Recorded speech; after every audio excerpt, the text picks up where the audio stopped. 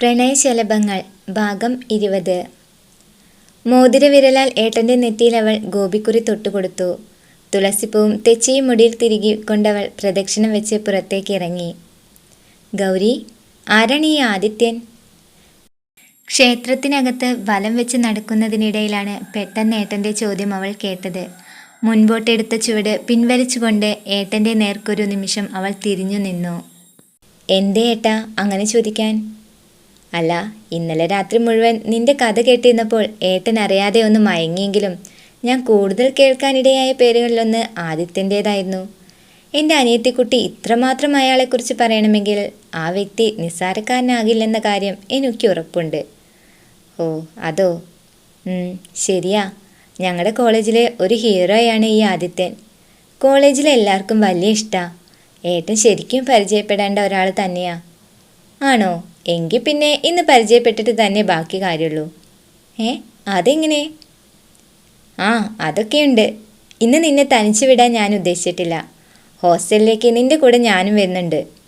ഏട്ടനോ? എന്തിന്? ഞാൻ അറിഞ്ഞു നീ ഇവിടേക്ക് വന്ന് തനിച്ചായിരുന്നില്ലേ.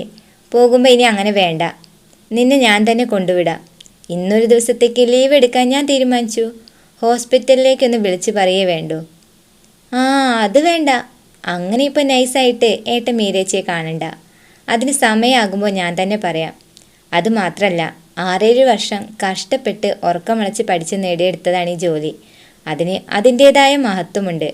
എന്നെ കൊണ്ടുവിടാനെന്ന പേരിൽ ലീവ് എടുക്കാനൊന്നും ഞാൻ സമ്മതിക്കില്ല. അവൾ കൈയും തലയും ഒരുമിച്ചാട്ടി നിഷേധാർത്ഥത്തിൽ പറഞ്ഞുകൊണ്ട് വീണ്ടും തിരിഞ്ഞു നടക്കാൻ തുടങ്ങി.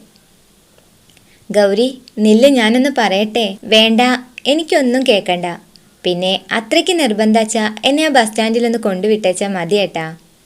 ഒരു കാര്യം തീരുമാനിച്ചാൽ പിന്നെ അതിൽ നിന്നും മാറി ചിന്തിക്കാൻ ഒരിക്കലും ശ്രമിക്കാത്ത അവളുടെ ഇത്തരം പിടിവാശികൾക്ക് എന്നും കൂട്ടുനിന്നിട്ടുള്ളത് താൻ തന്നെയാണെന്നതിൽ അവനൊട്ടും സംശയമില്ലായിരുന്നു. അതുകൊണ്ടാണ് കൂടുതൽ തർക്കിക്കാൻ നിൽക്കാതെ അവളുടെ തീരുമാനത്തിന് അനുകൂലമായി അവൻ വഴങ്ങിക്കൊടുത്തത്. ഗൗരിയുടെ യാത്രയയപ്പിൽ വീട്ടിലെ അന്തരീക്ഷം വീണ്ടും മൂകമായി. പോകാൻ നേരത്ത് അമ്മയെയും അച്ഛനെയും ഒരുമിച്ച് ചേർത്ത് പിടിച്ച് കുസൃതിയോടെ ഇരുവരുടെയും തലയിലേക്ക് അവൾ പുഞ്ചിരിയോടെ ഓരോ മുട്ടുകൊടുത്തു. എത്തിയാൽ ഉടനെ വിളിക്കണേ മോളെ എന്നിടറിയ സ്വരത്തോടെ അമ്മ പറയുന്നുണ്ടെങ്കിലും ആ വേർപാട് ഒരു വേദനയോടെ ഒതുക്കി പിടിക്കാൻ ശ്രമിക്കുന്ന അമ്മയുടെ സ്നേഹത്തെ അവൾ തിരിച്ചറിയുകയായിരുന്നു. മനസ്സിൽ ഒരുപാട് ആവലാതികളുണ്ടെങ്കിലും അതൊരിക്കലും പുറമെ പ്രകടിപ്പിക്കാതെ ചിരി വിടർത്തി നിൽക്കുന്ന അച്ഛൻ്റെ കരസ്പർശവും അന്നേരം അവളുടെ മുടിയിഴകളിൽ പതിയെ തഴുകി. സൂക്ഷിച്ചു പോണേ മോളെ. അച്ഛൻ പറഞ്ഞതിന് മറുപടി എന്നോണം അവൾ അനുസരണപൂർവ്വം തലയാട്ടി.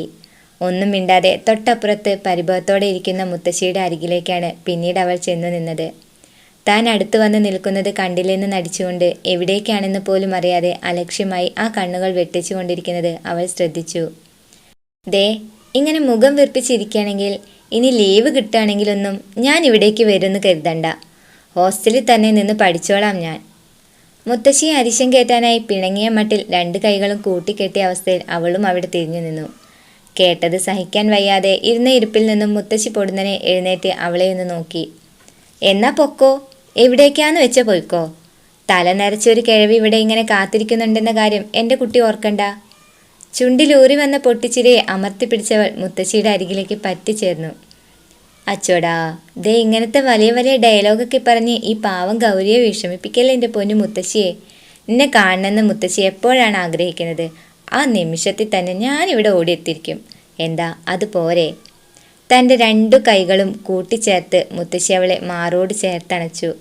നെറുകയിൽ ഒരു ചുംബനവും നൽകിയ ശേഷം അവളെ മെല്ലെ ആ സ്നേഹത്തിൽ നിന്നും മുക്തയാക്കി.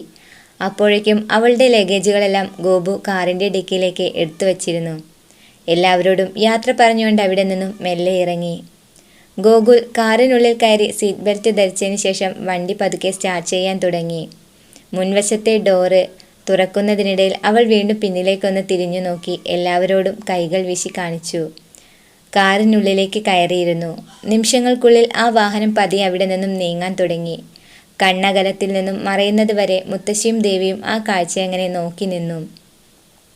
റോഡ് സൈഡിൽ വണ്ടി ഒതുക്കി നിർത്തിയിട്ടതിന് ശേഷം ഡിക്കിയിലെ ബാഗ് എടുത്തവൻ തോളിലിട്ട് ബസ് സ്റ്റാൻഡിലേക്ക് കയറി ചെന്നു.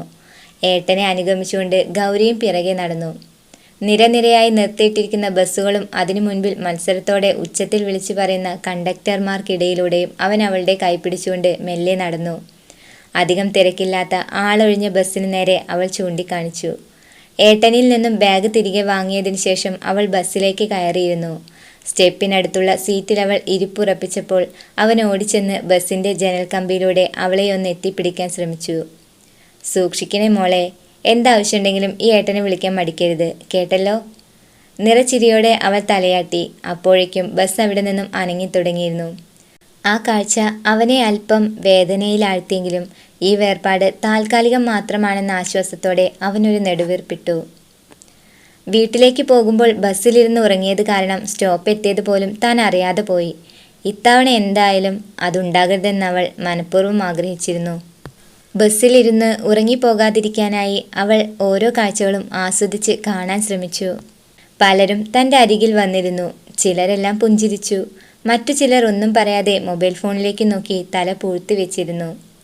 3-4 മണിക്കൂറുകൾക്ക് ശേഷം തനിക്ക് ഇറങ്ങേണ്ട സ്ഥലമെത്തിയെന്ന് കണ്ടപ്പോൾ ബാഗും എടുത്തുകൊണ്ടവൾ ചാടി ഇറങ്ങി. മെയിൻ റോഡിൽ നിന്നും 5-6 കിലോമീറ്റർ ഉള്ളിലേക്കായാണ് കോളേജ്. അതിന് തൊട്ടടുത്ത് തന്നെയാണ് ഹോസ്റ്റലും സ്ഥിതി ചെയ്യുന്നത്. നട്ടുച്ച നേരവും ലഞ്ച് ടൈമും ആയതുകൊണ്ടാകാം ഒരുപക്ഷെ അവിടെയൊന്നും ഒരു ഓട്ടോറിക്ഷയെ പോലും കാണാൻ അവൾക്ക് സാധിച്ചില്ല. എന്തു ചെയ്യണമെന്നറിയാതെ അവൾ ചുറ്റിലേക്കും കണ്ണോടിച്ചു നോക്കി. ബസ് റൂട്ട് അല്ലാത്തത് കാരണം ഓട്ടോറിക്ഷകളെ മാത്രമേ അവിടേക്ക് പോകാൻ എപ്പോഴും ആശ്രയിച്ചിരുന്നുള്ളൂ. എന്തായാലും എൻ്റെ ഗൗരി, നിനക്കിപ്പോൾ നല്ല ബെസ്റ്റ് ടൈമാ. ഇനി നടക്കുകയല്ലാതെ വേറെ ഒരു വഴിയില്ല, അതും ഈ നട്ടുച്ച നേരത്ത്.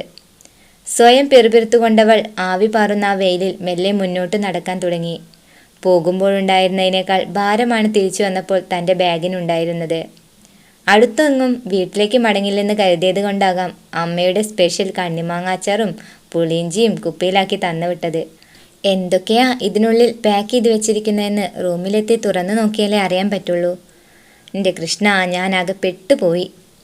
നെറ്റിയിലൂടെ മുളച്ചു പൊന്തിയ വിയർപ്പ് തുള്ളികളെ തുടച്ചുകൊണ്ടവൾ നിരാശ നിറഞ്ഞ ഭാവത്തിൽ നടന്നു. അല്പം അകലെ നിന്നൊരാൾ ഇതെല്ലാം പുഞ്ചിരിയോടെ വീക്ഷിക്കുകയായിരുന്നു. തണുത്ത പെപ്സി കുപ്പി ചുണ്ടോട് ചേർത്ത് വെക്കുന്നതിനിടയിലും അവൻ്റെ കണ്ണുകൾ അവളുടെ നേർക്കായിരുന്നു.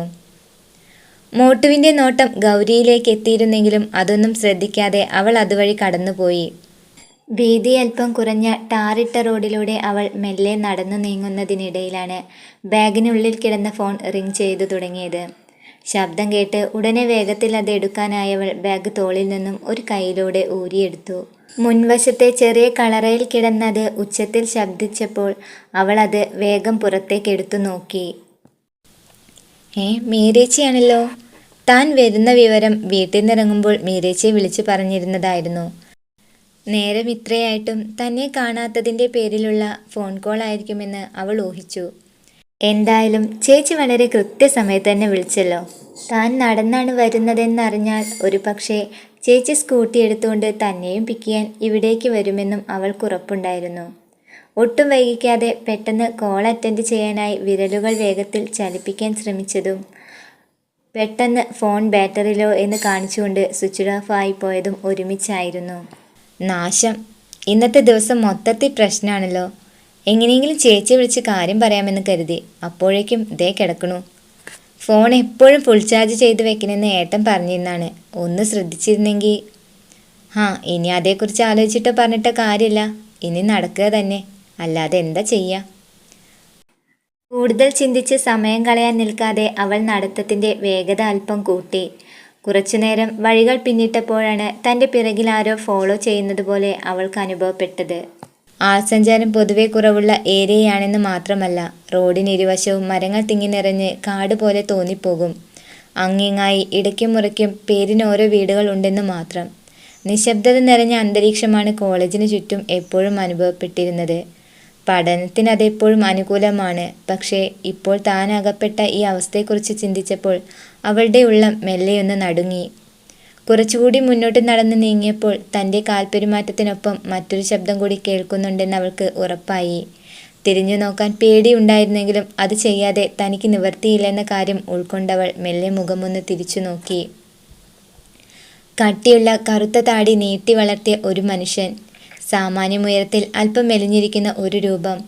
കണ്ണുകളിൽ കാമവും ശൃംഗാരവും തന്നിലേക്ക് ചൂഴ്ന്നിറങ്ങാൻ കൊതിക്കുന്ന രീതിയിൽ അയാൾ അവളെ നോക്കി നാവ് പുറത്തേക്ക് നീട്ടി മേൽചുണ്ടിന് മീതെയൊന്ന് ചുഴറ്റി.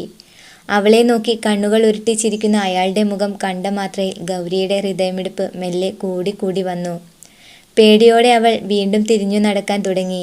മനസ്സിന്റെ വേഗത തൻ്റെ കാലുകൾക്ക് പെട്ടെന്ന് നഷ്ടപ്പെട്ടതുപോലെ അവൾക്ക് തോന്നി.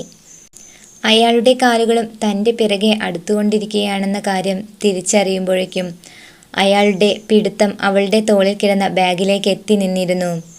ഒരു നിമിഷം കണ്ണുകൾ അറിയാതെ പകച്ചുപോയി. തൊണ്ടയിൽ നിന്നും ഉമിനീരിറക്കാൻ പോലും ഭയന്നുകൊണ്ടവൾ വിറയലോടെ നിന്നു. നിക്കടി അവിടെ, എവിടേക്കാ നീ ഇങ്ങനെ പാഞ്ഞോടുന്നത്? എത്ര ഓടിയാലും എൻ്റെ കയ്യിൽ നിന്ന് നിനക്കിനി രക്ഷപ്പെടാൻ കഴിയില്ല. അയാൾ ഉറക്കെ അട്ടഹസിച്ചു. വലയിൽ കുടുങ്ങിയ ഒരു മാൻകുട്ടിയെപ്പോലെ അവൾ ചുറ്റും പരിഭ്രമത്തോടെ നോക്കി.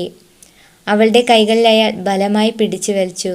വേദനയോടെ അവൾ ഉറക്കെ നിലവിളിക്കുന്നുണ്ടായിരുന്നെങ്കിലും അതൊന്നും കേൾക്കാനോ കാണാനോ അവിടെയെങ്ങും ആരുമില്ലെന്ന് അയാൾക്ക് ബോധ്യമായിരുന്നു.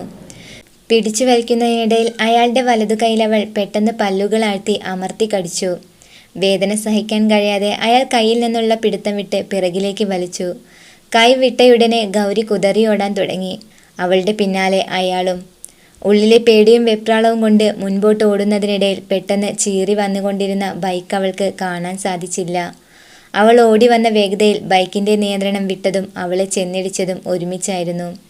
ഇടിയുടെ ആഘാതത്തിൽ ഗൗരി പിറകിലേക്ക് തിരിച്ചു വീണു. ബൈക്ക് നിർത്തിയിറങ്ങിയ യുവാവിനെയും വീണുകിടക്കുന്ന ഗൗരിയെയും കണ്ടപ്പോൾ അയാൾ അല്പം നടുങ്ങി. കാൽ മെല്ലെ പിറകോട്ടെടുത്തു വെച്ചു. ഇനിയും താൻ അവിടെ നിൽക്കുന്നത് അപകടമാണെന്ന് തിരിച്ചറിഞ്ഞ അയാൾ പെട്ടെന്ന് തിരിഞ്ഞോടാൻ തുടങ്ങി.